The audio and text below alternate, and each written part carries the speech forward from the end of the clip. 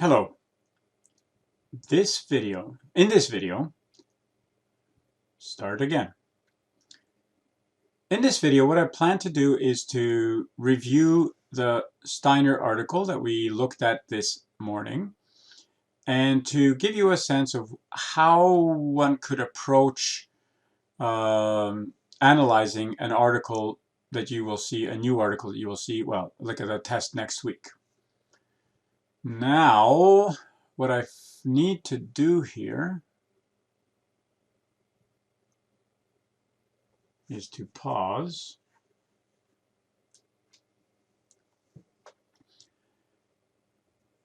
What I will do is to, excuse me, promise this is not COVID, is to go through first the article. Let's say you get an article like this. We have the right side here. I have the solution, answers to the questions that I'll be posing. And let's say you just got the article. What is the first thing you're going to do? First thing you're going to do, let's take a look at the title.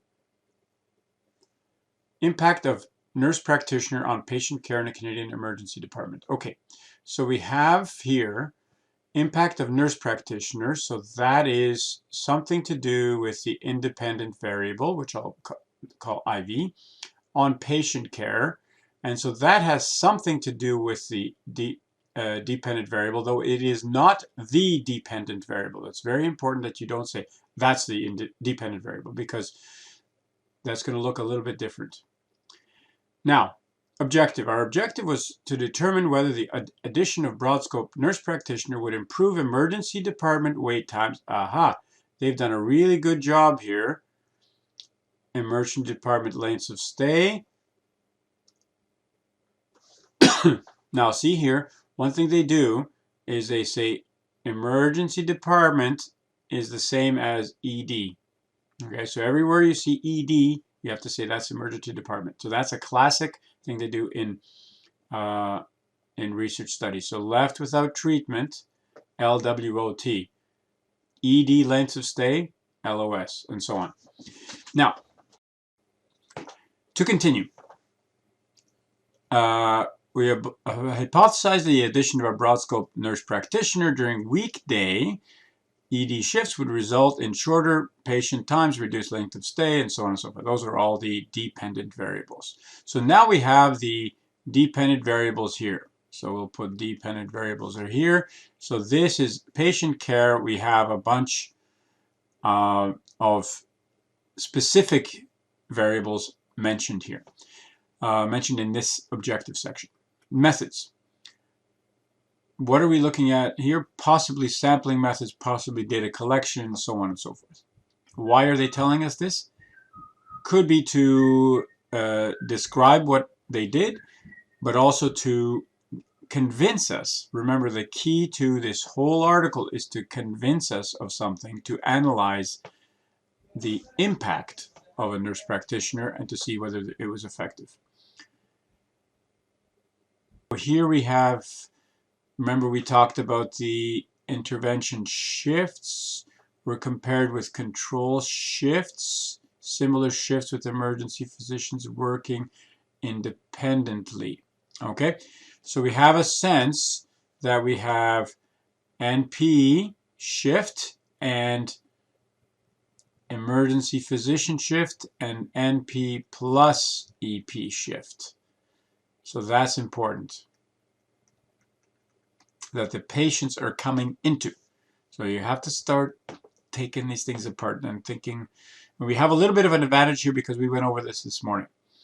The addition of a nurse practitioner was associated with, this is their findings, 12% increase in patient volume per shift and a 7-minute reduction in mean wait times. So right away, I'm saying results, not wow results. That's my first thought here. So I'm not even looking at the questions yet that are going to be posed. I'm just doing an analysis of what it is that I'm feeling and thinking about what's happening here. And I know I need to figure out the independent variable and dependent variable.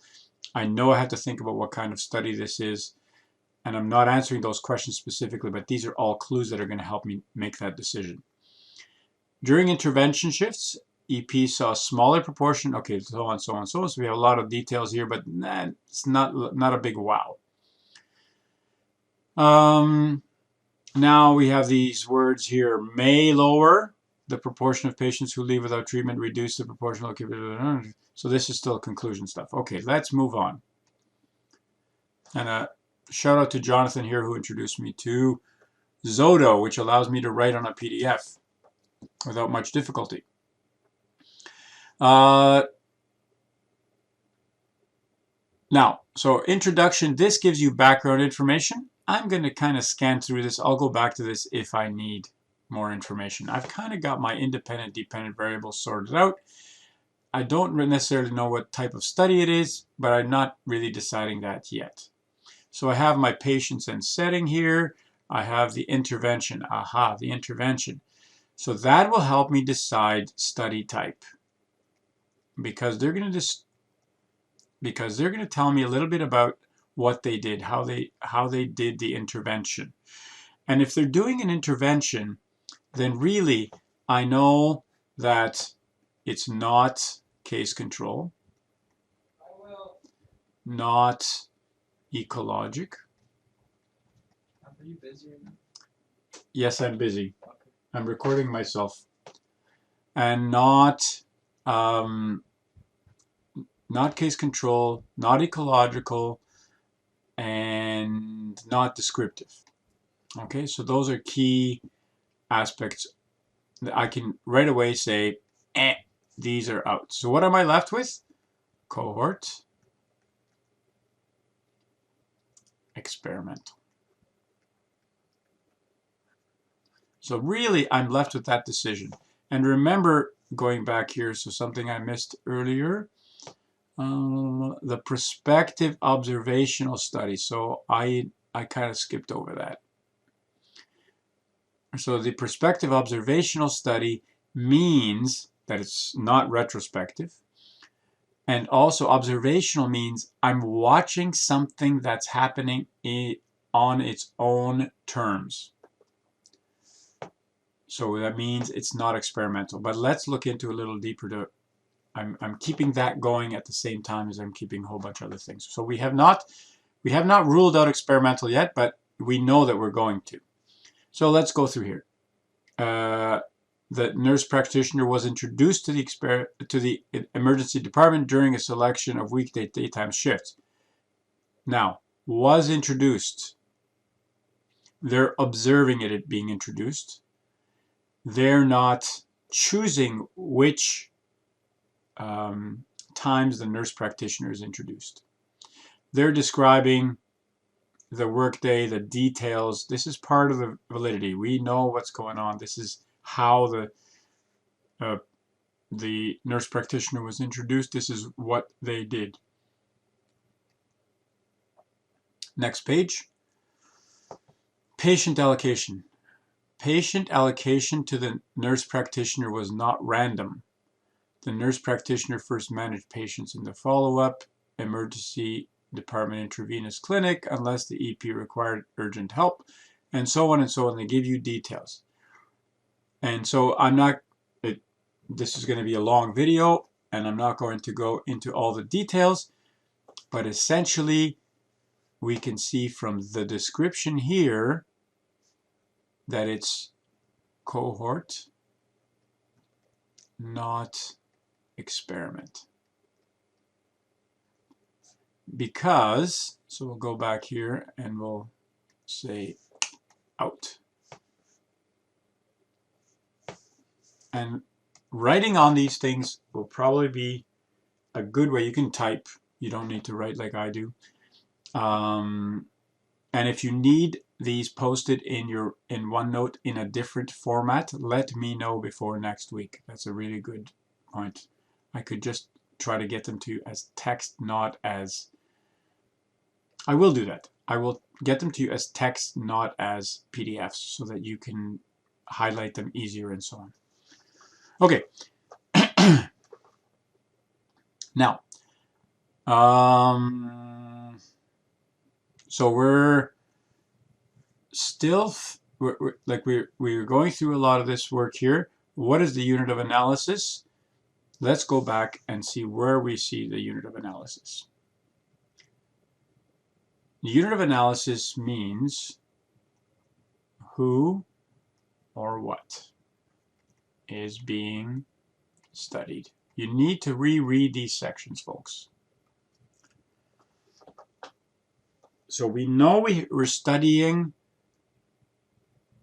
shifts where either they have the emergency physician alone or emergency physician with a nurse practitioner. What we do not know, we're not studying the shifts, the characteristics of the shifts.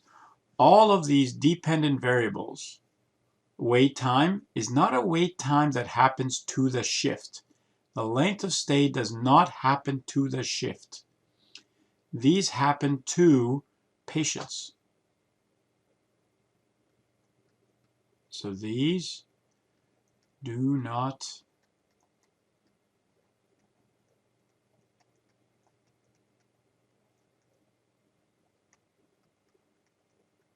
that's a tricky part, and in each study that you're going to read, there will be some of them are more straightforward. This one is a little bit trickier in figuring out the unit of analysis, and those are the most difficult ones to figure out as a reader. And we talked about it this morning, so I'm not going to spend much more time with that. And I hope my explanation in the solution helps. Let's go to, so we got the study type is prospective cohort, right? Let's go to the internal and external validity.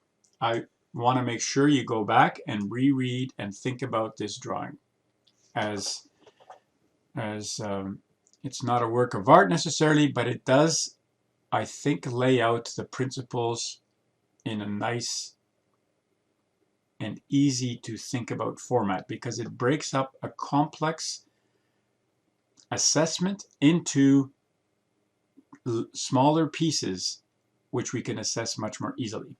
So we're going to look at this study from the point of view of information bias. We're going to look at whether recall is an issue, compliance is an issue, interview observer bias, measurement error, data analysis, where are the biases in this study. We're going to look at selection bias, control selection, non-response. We're going to look at confounding. All of these we're going to look at individually. And in some detail, not in extreme detail, because I don't want this video to be 45 minutes long. Okay. So first of all, I'm going to the right side of the screen here. What are the independent variables we've covered? So we did that earlier today, and I talked about that in the video earlier. Now let's look at internal validity, where they talk about methods and they talk about the intervention, patient allocation, data collection, the outcomes, and so on. There's so much detail there because what they're doing is they're convincing you that the decisions they made are valid. They're good decisions that help convince you that the findings that they have are valid, are good research-based findings that can be supported by other scientists. So internal validity. Well, I have analysis first here, which it doesn't need to be, but it's part of information bias. So the level of illness, C-test level, internal validity, information bias. The data collected did not rely on recall or interviews, so that's on our list. It didn't require interviewer or observers because it was collected from records. It came from inpatient data, so that is really important to understand. And so we can get rid of information bias totally. So here we have, I added these. non-response bias, loss to follow-up, etc., etc., etc. All of those that are on this list are described here, and because of the fact that data came from inpatient data, they become null and void. So this study presents challenges in figuring out the unit of analysis, but in terms of analyzing the internal validity, because we're grabbing dads and knackers, or I'm not sure exactly, you guys know more than I do about this data, we trust that it is coded accurately and the data quality is good. Next, confounders. So we haven't dealt with those, and that is under the third category of confounders. So we have ones identified by the researchers, and then a few that I came up with, age and sex, no big deal. The tricky one, so I'm going to leave you to read through these. The CTAS level, which is presented in the tables, table 2 especially, which is one of the key ones. So here we have CTAS level 1, 2, 3, 4, 5. So during our talk today, what I did is I separated these out 1 to 3. Those are high CTAS, meaning people with extreme illnesses. 4 to 5, meaning people who are coming in with stubbed toes or whatever. And so we see them broken down this way: 1 to 3, 4 to 5, 1 to 3, 4 to 5, 1 to 3, 4 to 5. So that gives you a sense of they're stratifying right away because they recognize this is a confounder in terms of wait times, in terms of number of patients you can see per shift. If you're seeing a lot of people who are coming in with not very sick, meaning they have a high CTAS score, then that means you can see more people. That's pretty straightforward. And we deal with stratification. Excuse me. We have a whole bunch of other potential confounders. And then the whole notion, this one is a tricky one, this collaborations one. I wouldn't, so for the purposes of understanding this article, the collaborations piece is not the one that I would spend much time on. It's here if you notice it and you think, oh my God, what's happening with that? What is that one? But I'm not going to we're close to 20-something minutes now. Now the methods of employed to avoid. So we have stratification, as mentioned, and then all of these were dealt by matching. The matching is described on page 209, column 1. So here we're on page 211, so let's go back 2 pages. And that's in the patient allocation.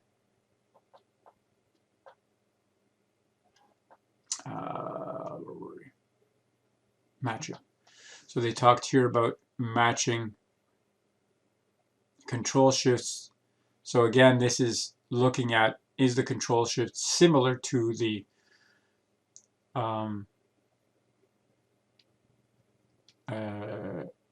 intervention shift?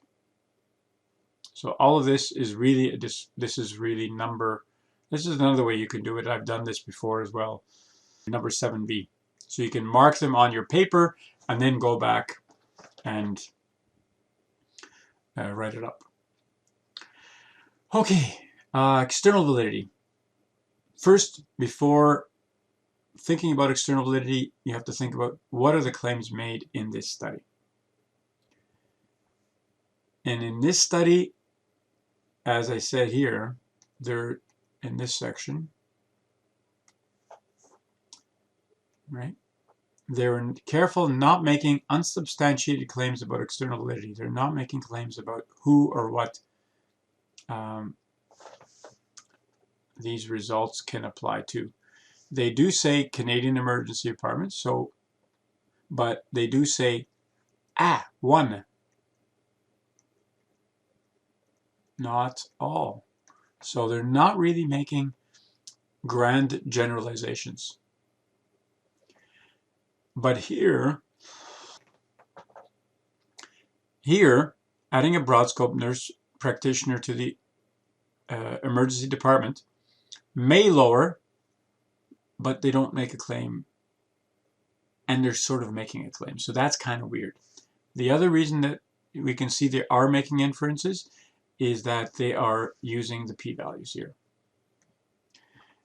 Now, they're also in the limitations section. So in this section here, that's where most papers that you'll see will have a limitations section. And so you'll see here a description, and oftentimes they will say this is the limitations, and usually they'll have to do with external validity. So here I talk about page 13. Page 13, the external generalizability. So that is external validity. And where is that here? Let me try to find it now. External generalizability. Okay, it's limited. We know it's limited. They're working from one site, and they don't necessarily, are not necessarily able to make inferences to all Canadian or other sites.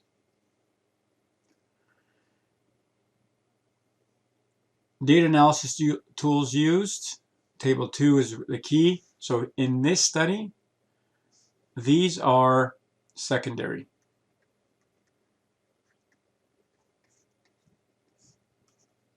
They're all spin-offs from this one here.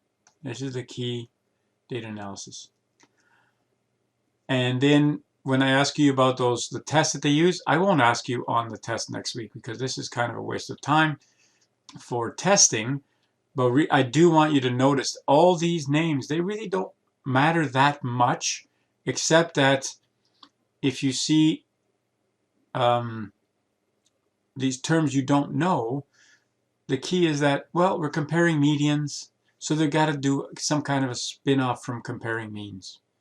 If you see linear regression, that sounds like it should be correlation, but we know we're comparing an intervention group to a control group, so they're doing some mathematical jimmying to make this fit into a regression model. And you don't need to know or think about that for this course. If you're interested, you can take other courses where you'll learn that. And so this question, I will not be asking you to list the data analysis tools used. It's really not that important. Now, major conclusions and findings and other findings could be important. In some cases, those are really important because there's secondary and tertiary other findings. In this paper here, the key findings are that, well, there's not really that much to tell. They try to make a big deal about this 12% increase, but really 12% increase per shift. When you look at the numbers, there's really not that many more. Is it really worth adding another body? If you're the hospital, how much money are you going to pay this person to see a few more people? We'd have to have some other kind of measure to convince me as the hospital administrator to fork out that money. Okay, so that is my kind of overview of this. I stress that you need to be writing, thinking about the paper itself. And as you're thinking about the questions, don't try solving everything in your head. Take a little step back. I won't be asking you, you're not going to have 10B, 7A, 7B, and so on questions. I'm going to give you 5 questions.